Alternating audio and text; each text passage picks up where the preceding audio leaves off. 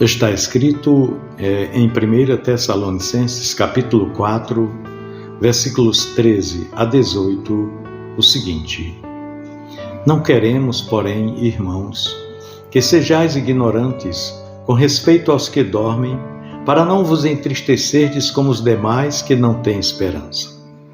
Pois se cremos que Jesus morreu e ressuscitou, assim também Deus, mediante Jesus, trará em sua companhia os que dormem. Ora, ainda vos declaramos por palavra do Senhor isto: nós, os vivos, os que ficarmos até a vinda do Senhor, de modo algum precederemos os que dormem. Porquanto o Senhor mesmo, dada a sua palavra de ordem, ouvida a voz do arcanjo e ressoada a trombeta de Deus, descerá dos céus, e os mortos em Cristo ressuscitarão primeiro.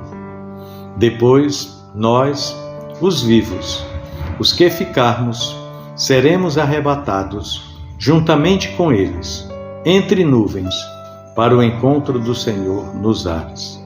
E assim estaremos para sempre com o Senhor.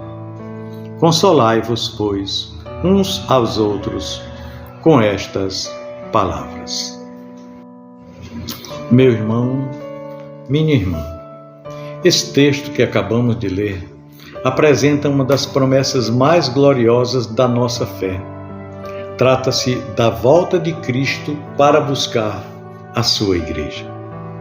O apóstolo Paulo descreve aqui aos Tessalonicenses para confortá-los em meio à tristeza pela morte de entes queridos. Ao invés de uma mensagem de desespero, ele traz uma palavra de esperança e de consolo. O apóstolo revela que, mesmo diante da morte, há uma esperança viva para aqueles que creem em Jesus, pois a vinda de Cristo trará a restauração e a reunião dos que morreram com Cristo, dos que partiram para a glória. Gostaria então de, juntamente com você, examinar esse texto e procurar entender as verdades intrínsecas no mesmo, e para que possamos ser consolados também pela palavra de Deus. Nos versículos 13 e 14, o apóstolo Paulo fala da esperança que se difere da esperança do mundo. E ele começa dizendo: Não queremos, porém, irmãos, que sejais ignorantes com respeito aos que dormem, para que não vos entristeçais como os demais que não têm esperança. Então Paulo utiliza aqui o termo dormir para se referir aos que morreram, como uma maneira de mostrar que em Cristo a morte não tem a palavra final. Não. Quando ele fala que os cristãos não devem se entristecer como as demais pessoas que não têm esperança, na verdade Paulo está aqui destacando, ele está destacando aqui uma diferença, digamos, uma diferença fundamental entre a tristeza da pessoa que vive a parte de Deus e a tristeza daquele que tem a Cristo. Para o mundo, a morte é o fim, é a perda irreparável. Para o cristão, a morte não é o fim, mas uma pausa até o momento em que Cristo retornará. É o que a palavra de Deus nos garante, né?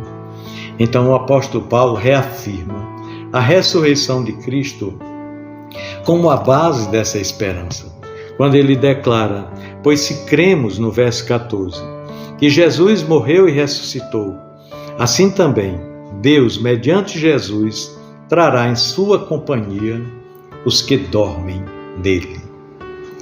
Olha, a ressurreição de Cristo garante a ressurreição de todos quantos estão em Cristo. É simples assim. A morte não tem poder para aprisionar aqueles que pertencem a Cristo. Por isso, a nossa tristeza nunca deve ser sem esperança. É a tristeza, a dor da separação, mas nunca tirar-nos a esperança, pois nós sabemos que Cristo vencerá até a morte e trará os seus para perto de si. Nos versículos 15 e 17, o apóstolo Paulo fala sobre o retorno de Cristo.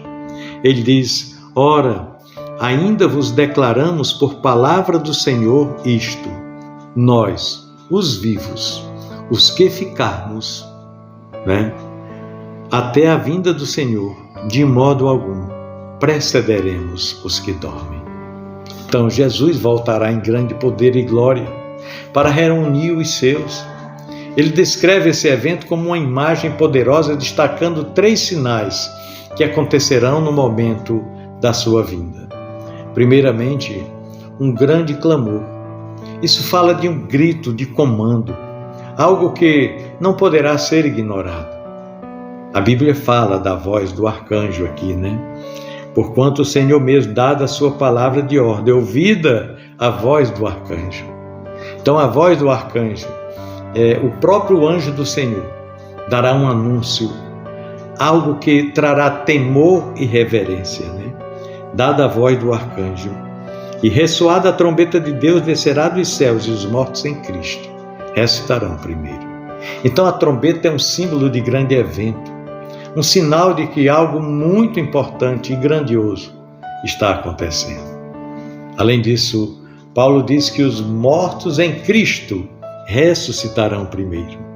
É o que diz o versículo 16. E isso significa que no momento do retorno de Cristo, os que morreram em Cristo, ou seja, os cristãos falecidos, ressuscitarão primeiro. Eles não estarão em desvantagem em relação aos cristãos que ainda estejam vivos naquele momento do arrebatamento da igreja, mas serão os primeiros a serem transformados. Basta ler 1 Coríntios 15, do versículo 50 em diante, que detalha isso de forma muito clara. O texto bíblico diz, no versículo 17, depois nós, os que estivermos vivos, seremos arrebatados juntamente com eles entre nuvens para o encontro do Senhor nos ares. Esse será um momento glorioso, onde os cristãos, tanto os que morreram como os que estiverem vivos no momento do arrebatamento da igreja, se encontrarão com o Senhor de forma definitiva e eterna. Glória a Deus por isso. Que momento extraordinário. Uma outra coisa que nós podemos ver aqui é a garantia de estarmos com o Senhor para sempre. Paulo termina aqui no versículo 17 com uma promessa maravilhosa. Ele diz, e assim estaremos com o Senhor para todo sempre. Para todo sempre. A volta de Cristo não é apenas uma reunião momentânea, só um momento ali, não. Mas será um encontro definitivo, eterno. Não haverá separação, não haverá despedidas. O encontro com o Senhor será somente de alegria.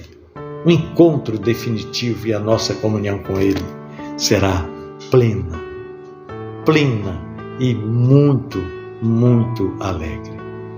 Este é o coração da nossa esperança. O retorno de Cristo será a consumação do nosso relacionamento com Ele. Um relacionamento que será perfeito e eterno. As dificuldades e as dores desta vida, inclusive a morte, passarão, mas a alegria de estar com o Senhor nunca terá fim. E por último, o versículo 18, o apóstolo fala de um consolo para todo aquele que espera no Senhor. Consolai-vos, pois, uns aos outros com estas palavras.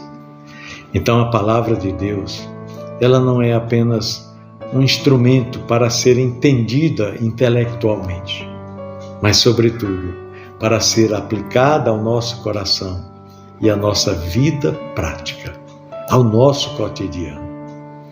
A promessa da volta de Jesus deve ser a fonte do nosso consolo numa eventual perda de um ente querido. Mesmo em meio às tribulações, nós podemos encontrar esperança e conforto na certeza de que Jesus voltará para nos buscar. Quando nós enfrentamos a dor da perda, as palavras do apóstolo Paulo para os Tessalonicenses nos lembram de que a morte não tem a última palavra. Em Cristo Jesus, a morte é vencida e a vida eterna nos espera. Portanto, meu querido irmão, minha amada irmã, 1 Tessalonicenses 4, 13 a 18, memorize esse texto, pois ele nos ensina que a morte não é o fim, mas apenas uma transição para a vida eterna com Cristo. A vida de Jesus será um evento glorioso em que ele reunirá todos os seus ali juntamente com ele. Será um momento de festa, de celebração, de muita comemoração, onde todos, mortos e vivos, estarão com ele e para estarmos com ele para sempre. Que essa esperança nos fortaleça, nos console e nos motive a viver com alegria e confiança na promessa de que em Cristo somos mais que vencedores. Que ao enfrentarmos os desafios, os momentos difíceis, as frustrações da vida e principalmente as perdas desta vida, que possamos sempre olhar para a promessa de Cristo nesse texto tão maravilhoso, lembrando-nos de que a morte foi derrotada e que a vida eterna nos aguarda. Devemos consolar uns aos outros com estas palavras, como Paulo nos instrui, e viver com os olhos fixos na volta gloriosa de nosso Senhor. Esse texto bíblico, essa passagem tão linda, busca ser claro, expondo as verdades do retorno de Cristo e oferecendo conforto, pois a promessa da volta do Senhor nos traz uma esperança viva que transforma a maneira como vivemos e enfrentamos as adversidades da vida. Pensemos nisso, no amor de Cristo. Amém.